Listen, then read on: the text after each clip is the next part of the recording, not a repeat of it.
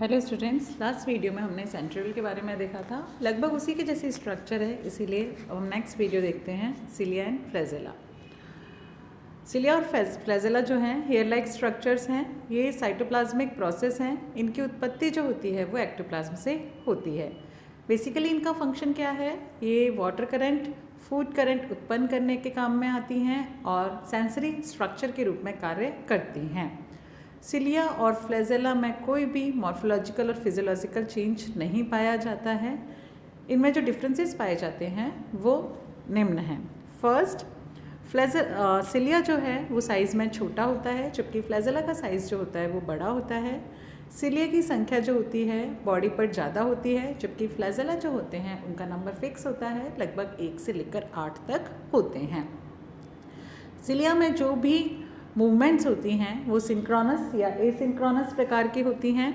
Synchronous मतलब एक साथ ही बीट करते हैं। एसिंक्रोनस मतलब हो सकता है एक बार में एक साइड के मूव करें और दूसरी बार में साइमल्टेनियसली या उसी समय जो होते हैं वो दूसरी साइड के दूसरी साइड में मूव करें। जबकि फ्लैजेला जो होती हैं वो एक दूसरे से पूरी तरह से फ्री मूवमेंट करते हैं। प्रेजेंस क्या है इनकी? सिलिया जो होते हैं वो प्रोटोजोआ के सिलिएटा ग्रुप के अलावा लंग्स और अर्थवॉर्म के एक्सक्रीटरी सेल्स में भी पाए जाते हैं। फ्लैजेला जो होते हैं वो प्रोटोजोआ के फ्लैजेलेटा, स्पर्म स्पंजेस की कोएनोसाइट्स, सिलेंट्रेट्स की गैस्ट्रोडर्मल सेल्स और नेफ्रॉन सेल्स में पाई जाती हैं। प्लांट सेल्स में फ्लैजेलेट्स जो होते हैं जूस्पोर, एल्गी, गैमीट्स और एक्वेटिक फंजाई में पाई जाती हैं। अब हम देखते हैं इसकी अल्ट्रा स्ट्रक्चर। सिलिया और फ्लैजेला जो होती हैं वो सेल की फ्री सरफेस से निकलने वाले सिलिंड्रिकल प्रोसेस हैं। इनकी उत्पत्ति जो होती है वो बेसल बॉडी से होती है। साइज़ इनका 5 माइक्रोन टू 10 माइक्रोन तक होता है। फ्लैजेला की संख्या जो है 1 से 4 तक होती है और इनका साइज़ जो है वो 150 माइक्रोन तक होता है। एक्सियल फिलामेंट मॉडर्न कंसेप्ट किया कहता है सिलिया और फ्लैजेला के 3 मुख्य भाग होते हैं: cilium, basal granule and ciliary rootlets. Cilium क्या है? ये सिलिंड्रिकल प्रोसेस है जो कि सेल के फ्री एंड से बाहर निकला हुआ रहता है। जो बाहर मूवमेंट करता है उसे हमने क्या नाम दिया है? सिलियम। बेसल ग्रैन्यूल क्या है? सेंट्रियोल के समान स्ट्रक्चर है जिससे कि सिलिया की उत्पत्ति होती है। सिलियरी रूटलेट्स क्या हैं? कुछ एक सेल्स में बेसल ग्रैन्यूल से महीन फाइबर्स निकलते हैं, पीछे की तरफ आपस में जुड़ करके एक कॉनिकल बंच का निर्माण कर लेते हैं, जिसका कॉनिकल एंड जो होता है वो न्यूक्लियस के समीप, ऐसे जैसे रूट्स निकली हुई होती है किसी चीज़ की और लास्ट में तीखा सिरा जो होता है वो ज़मीन में गड़ा हुआ रहता है, वैसे ही न्यूक्लियस के पास जाकर के समाप्त हो जाता है। फर्स्ट हम देखते हैं सिलियम। 11 लॉन्गिट्यूडिनल फाइबर्स का बना हुआ होता है। देखो हमने सेंट्रियोल में देखा था 9 फाइबर्स का यही स्ट्रक्चर है। डिफरेंस जो है इसकी स्ट्रक्चर में यही है। वहाँ पर 9 सब फाइबर्स होते हैं, 9 माइक्रोट्यूब्यूल्स होती हैं, यहाँ पर 11 माइक्रोट्यूब्यूल्स होती हैं। सेंट्रल में वहाँ पर सिर्फ सेंट्रल रॉड होती है, कोई माइक्रोट्यूब्यूल नहीं होती है, जबकि यहाँ पर 2 फाइबर सेंट्रल में और 9 फाइबर्स जो होते हैं वो पेरिफेरी पर उपस्थित होते हैं। ये आप डायग्राम में देख लीजिए। 9 फाइबर्स जो होते हैं सेंटर में उपस्थित होते हैं, 2 फाइबर्स जो हैं सेंटर में और 9 फाइबर्स जो होते हैं वो पेरिफेरी पर उपस्थित होते हैं। सेंट्रल फाइबर्स जो होते हैं वो अधिक सेंसिटिव होते हैं। पेरिफेरल फाइबर्स जो होते हैं वो थिक होते हैं तथा डबल माइक्रोट्यूब्यूल्स के बने हुए होते हैं। पेरिफेरल फाइबर्स में एक माइक्रोट्यूब्यूल का डायमीटर जो है वो 300 से 350 एंगस्ट्रॉम तक होता है, जबकि दूसरी माइक्रोट्यूब्यूल जो होती है उसका डायमीटर 110 to 300 एंगस्ट्रॉम तक होता है। पेरिफेरल फाइबर्स जो होते हैं वो बी की शेप के दिखाई देते हैं।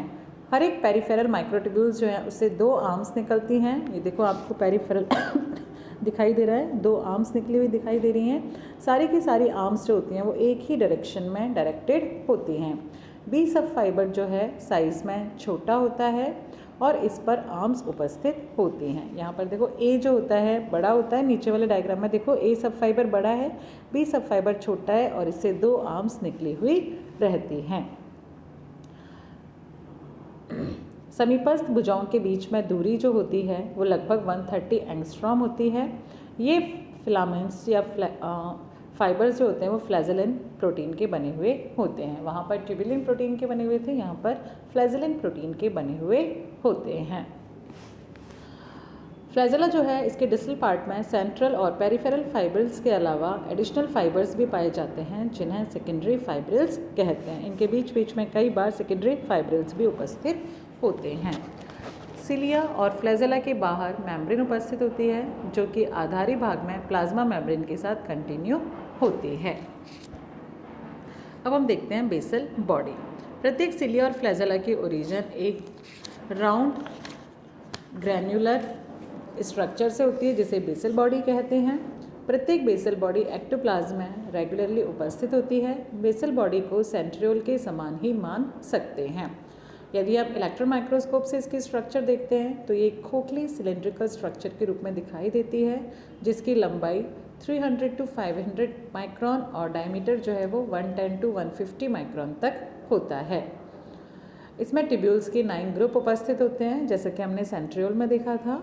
प्रत्येक ग्रुप 3 सब यूनिट्स का बना हुआ होता है, वही ए बी सी। जो बेसल बॉडी है इसके बाहरी 2 सब फाइबर्स जो होते हैं वो फ्लैजेला में धंसे हुए रहते हैं, जबकि तीसरा सब फाइबर जो है वो बेसल बॉडी और सब फाइब्रिल्स के बीच में उपस्थित होता है। बेसल बॉडी और फ्लैजेला या सिलिया के बीच में पाए जाने वाले कनेक्शंस में अनेक वेरिएशंस पाई जाती हैं। अब हम देखते हैं सिलियरी रूटलेट्स। तो देखो स्ट्रक्चर के हिसाब से हम देखें तो सेंट्रियोल और बेसल बॉडी की स्ट्रक्चर लगभग एक जैसी होती है। दोनों ही 9 सब फाइबर से बने होते हैं। दोनों में ही 9 माइक्रोट्यूब्यूल्स उपस्थित होती हैं जो कि 3-3 सब फाइबर से बनी हुई होते हैं जिनको हम नाम देते हैं ए बी सी। ठीक है, सेंट्रल में सेंट्रल रॉड उपस्थित होती है। इसके अपोजिट सिलिया या फ्लैजेला में क्या होता है, 11 माइक्रोट्यूब्यूल से बनी हुई होती हैं। सेंटर में 2 माइक्रोट्यूब्यूल होती हैं जबकि पेरीफेरी पर कितनी होती हैं, 9 माइक्रोट्यूब्यूल्स होती हैं। ये 9 माइक्रोट्यूब्यूल्स 2 सब यूनिट्स की बनी हुई होती हैं, ए और बी। जो बी है वो छोटी सब यूनिट होती है जिस पर कि आर्म्स लगी हुई होती हैं, 2 आर्म्स। ये सारी की सारी आर्म्स जो होती हैं वो एक ही डायरेक्शन में डायरेक्टेड होती हैं। अब हम देखते हैं सिलियरी रूटलेट्स। देखो यहाँ पर स्ट्रक्चर दिखाई दे रही है, बेसल बॉडी और फिर सिलियरी रूटलेट्स। इस तरह से दोनों रूट्स निकलती हैं। बेसल बॉडी से सूक्ष्म हेयर लाइक स्ट्रक्चर्स निकलते हैं जिन्हें रूटलेट्स कहते हैं। ये स्ट्रक्चर सिलियरी एपिथेलियल सेल्स में पाई जाती हैं। इनका मेन फंक्शन क्या है, सिलिया या बेसल बॉडी को अपनी स्थिति पर बनाए रखना होता है। ये रूटलेट्स जो होती है एक तरफ बेसल बॉडी से जुड़ी हुई रहती हैं और दूसरी तरफ सेंट्रोसोम से माइक्रोफाइब्रिल से जुड़ी हुई रहती हैं जिन्हें कि हम राइजोप्लास्ट कहते हैं। ऐसा माना जाता है कि सिलिया और फ्लैजेला की बेसिक स्ट्रक्चर जो होती है वो एक समान होती है, लेकिन स्पेसिफिक कार्यों को करने के लिए ये मॉडिफाइड हो जाती हैं। फ्लैजेला जो है उसके लेटरल में हेयर लाइक स्ट्रक्चर्स उपस्थित होती हैं जिन्हें मैस्टिगोनीम कहा जाता है, जिसके कारण फ्लैजेला का मैकेनिकल कॉम्पिटेंस जो होता है वो बढ़ जाता है। कुछ एक प्रोटोजोन्स जो होती हैं उनमें सिलिया जो होती हैं वो फ्यूज़ होकर आपस में जुड़कर के एक अंडुलेटिंग मेम्ब्रेन का निर्माण कर लेती हैं।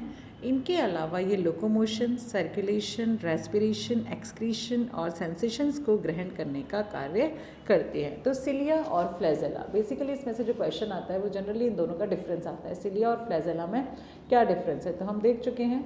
सिलिया का नंबर ज़्यादा होता है, साइज़ में छोटी होती है और इनके मूवमेंट्स जो होते हैं या तो सिंक्रोनस या एसिंक्रोनस टाइप के होते हैं। इसके ऑपोजिट फ्लैजेला जो होते हैं साइज़ में बड़े होते हैं, लंबे होते हैं। इनका नंबर जो होता है वो कम होता है, कंपैरेटिवली 1 से लेकर 8 तक होता है और इनके मूवमेंट्स जो होते हैं फ्लैजेला के वो एक दूसरे से पूरी तरह से फ्री रहते हैं। तो ये थी सिलिया और फ्लैजेला की स्ट्रक्चर। Thank you students.